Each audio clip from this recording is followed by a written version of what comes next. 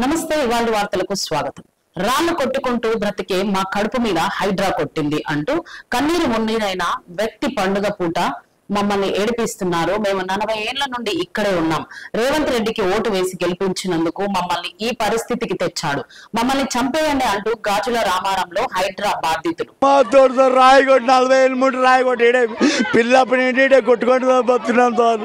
ఏదో పిల్లలు మేము బతుకుతున్నాం సార్. ఏదో మాకు మీ మీద రాయి కొట్టుకుంటాం, తినేకుంటాం, ఒక 5 రూపాయలు 2000 సంపాదిస్తాం, అంతవరకే సార్. మేము పండుగ పొద్దు ఏడిపిస్తున్నాం సార్. మమ్మల్ని మేమేం చేయాలి సార్? చెప్పు సార్. అన్ని కొడితే మేము ఎట్లా చేయాలి సార్? చెప్పు సార్.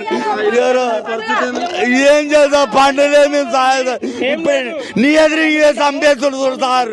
మేమేం చేయాలి సార్? చెప్పు సార్. మమ్మల్ని కొట్టి చంపేసారు సార్. ఇంకా చంపేయండి సార్. ఎందుకు సార్? ఒక మాట కాదు సార్. మేము 40 ఏళ్ళ నుండి బతుకుతున్నాం సార్. ఏదో రాయగట్ట మేము పిల్లల మీద చెట్టీలు వేసుకొని బతుకుతున్నాం సార్. మేము ఇట్లా సార్ మేము చేయాలి.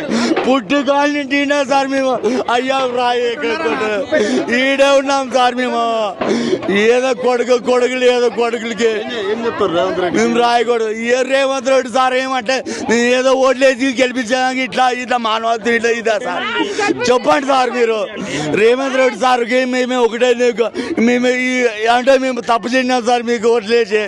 కానీ ఓట్ల గురించి కాదు సార్. దెయ్యి తయారు చూపెట్టండి సార్. మీరు 2 కావాలి మాకు.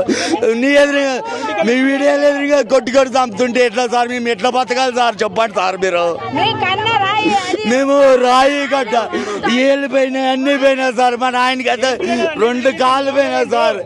గాతాలంటి పెట్టి రాయి కొట్టుకొని బతున్నాం సార్. ఏదో అయ్యా పని కూర్చొని నేర్చుకొని ఏదో రూమ్ కట్టుకున్నాం సార్. అంతే అంతే సార్.